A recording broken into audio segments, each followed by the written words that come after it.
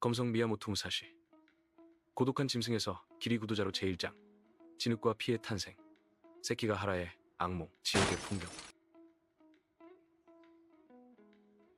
서기 1600년 10월 21일 짙은 안개가 자욱한 세키가하라. 대지는 붉은 선열로 뒤덮여 늪처럼 변해 있었다. 17살의 다케조 후의 무사시는 시체 더미 속에 파묻혀 있었다. 그의 코끝에는 비린 생혈의 냄새와 화약 냄새, 그리고 죽어가는 자들의 마지막 단말마가 뒤섞여 스며들었다. 진흙 속에 밝힌 다케조의 동공이 수축하며 의식이 돌아온다. 숨을 쉴 때마다 폐부 깊숙이 죽음이 들어온다. 이것이 천하를 가르는 전쟁의 결과인가? 대이다이위 충성 총생 이니 하는 말들은 모두 이 진흙탕 속에 처박혀 있다. 살아남은 자에게 명예 따위는 없다. 오직 살아있다는 비참한 사실만이 있을 뿐. 짐승의 생존 다케조는 시체들 사이에서 부러진 창자루를 집어든다. 그는 검수를 배운 적이 없다. 하지만 고향 마을 산속에서 멧돼지를 잡고 나무를 타며 익힌 본능적인 감각이 그의 몸을 움직인다. 폐잔병을 찾아다니는 오치무샤 가리 폐잔병 사냥꾼들이 다가온다. 여기 아직 숨이 붙어있는 놈이 있구만. 서군 놈들은 한 놈당 포상금이 짭짤하지 어이. 꼬맹이 원망 마라. 이게 세상의 이치다. 이치? 내 이치는 너희 모두를 찢어밟기고 내가 사는 것이다. 다케조는 달려드는 사냥꾼의 목을 창자루로 찌르고 바닥에 떨어진 녹슨 칼을 집어들어 광기 어린 나무를 시작한다. 정교한 검술이 아니다. 그것은 살기 위한 몸부림이며 죽음의 공포를 이겨내기 위한 비명이다. 제2장 타쿠안과 무사시 이름을 버리고 길을 얻다. 1. 천년 소나무의 가르침. 고향으로 돌아온 다케조는 살인귀로 몰려 산속으로 숨어든다. 그를 붙잡은 것은 관군도 무사도 아닌 한 명의 승려 타쿠안 소호였다. 타쿠안은 다케조를 마을 입구에 거대한 소나무에 매달아둔다. 밤하늘의 달빛 아래 밧줄에 묶여 허공에 떠있는 다케조 타쿠안은 그 아래에서 태연하게 주먹밥을 먹으며 그를 응시한다. 다케조, 하늘이 넓으냐? 네 마음이 넓으냐? 나무에 매달려 세상을 보니 어떠냐? 땅에 발을 붙이고 있을 때 보이지 않던 것들이 보이지 않느냐? 죽여라. 차라리 단칼에 죽여. 나를 모욕하지 마라. 너를 죽이는 것은 쉽다. 하지만 너는 이미 죽어있다. 칼을 휘두를 줄만 아는 짐승은 이미 인간으로서 죽은 것이다. 내가 원하는 것은 너를 죽이는 것이 아니라 네 안에 다케조를 죽이고 진정한 인간을 깨우는 것이다. 강함이란 무엇이냐? 남을 굴복시키는 것이 강함이냐? 아니다. 진정한 강함은 흔들리는 자신을 다스리는 힘이다. 이미야모토 무사시의 탄생. 3년의 유폐 생활, 다케조는 어두운 성의 방 안에서 수천 권의 책을 읽고 명상을 하며 자신의 내면과 싸운다. 마침내 문이 열렸을 때 그곳에는 더 이상 살기 어린 짐승 다케조는 없었다. 이제 너의 이름은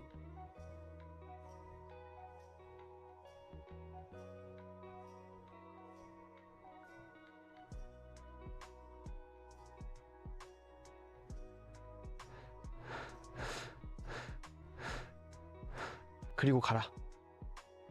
검의 길이 곧 도따의 길임을 증명해라. 제3장 교토의 폭풍, 요시오카 가문과의 사투.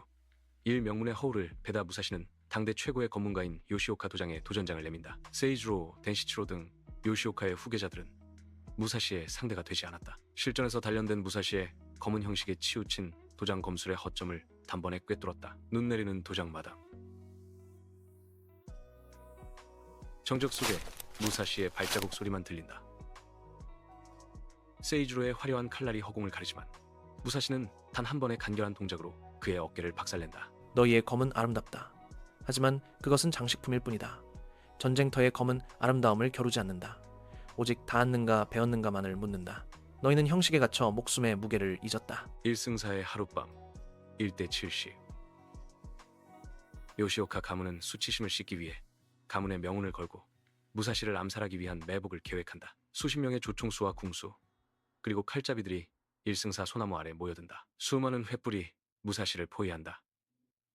무사시는 여기서 처음으로 양손에 장검과 단검 두 칼을 든다. 2001류의 시초다. 사방이 적이다. 숨소리조차 적의 것이다. 두려운가? 아니다. 오히려 명징해진다. 내 몸의 세포 하나하나가 깨어난다. 적이 많다는 것은 내가 벨 곳이 많다는 뜻일 뿐이다. 한 명을 베듯 70명을 벤다. 리듬이다. 죽음의 리듬에 나를 맡긴다. 무사시는 적의 대열 중 가장 약한 고리를 파고든다. 한 바퀴 회전하며 단검으로 화살을 쳐내고 장검으로 적의 목을 긋는다. 그의 움직임은 마치 거대한 폭풍과 같다. 그는 적을 죽이는 것이 아니라 적의 대우를 무너뜨린다. 혼란에 빠진 적들은 서로를 베기 시작하고 그 아수라장 속에서 무사시는 요시오카의 어린 당주를 베고 유유히 사라진다. 제사장, 숙명의 라이벌, 사사키 코지로. 1장검의 천재 사사키 코지로.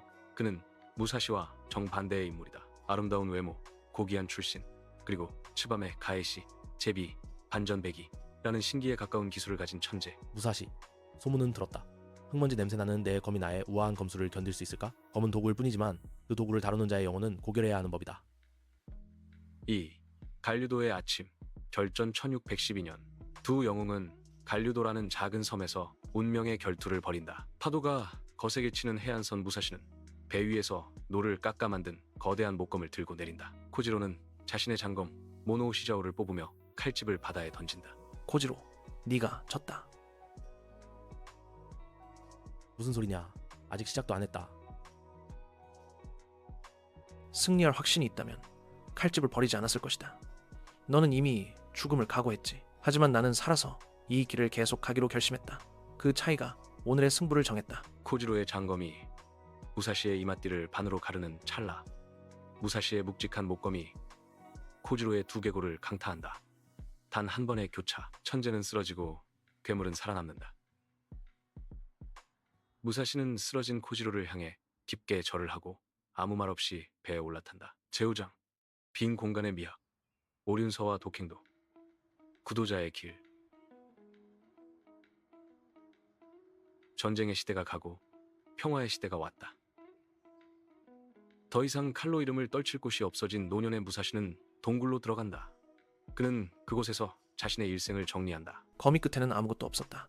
강해지면 강해질수록 나는 더 고독해졌고 배면 뵐수록 마음은 공허해졌다. 하지만 그 공허함 속에서 나는 보았다. 검술은 단지 사람을 죽이는 법이 아니라 우주와 하나가 되는 법이라는 것을. 오륜서의 완성 무사시는 붓을 들어 지, 수, 화, 풍, 공이 5장을 써내려간다. 땅, 기초를 닦아라. 흔들리지 않는 뿌리가 없으면 검은 흉기가 된다. 물, 유연하라. 그릇에 따라 모양을 바꾸되 본질을 잃지 않는 물처럼 대처하라. 불, 결단하라. 망설임은 죽음보다 무섭다. 적의 기세를 태워버려라. 바람, 관찰하라. 세상의 흐름을 읽고 적의 의도를 파악하라. 공, 비워라. 내가 있다는 생각조차 버렸을 때 비로소 검과 나는 하나가 된다. 나는 평생을 홀로 걸었다. 스승도 없었고 제자도 두지 않았다. 나 자신만이 나의 스승이었고 나의 적이었다. 세상의 도덕이나 상식에 기대지 마라. 오직 너 자신의 길을 믿고 나아가라. 그것이 비록 가시밭길일지라도 스스로 선택한 길이라면 그것이 바로 진리다. 동굴 입구로 쏟아지는 찬란한 햇살 노년의 무사시가 붓을 놓고 눈을 감는다. 나 자신 이외의 것에 의지하지 않는다.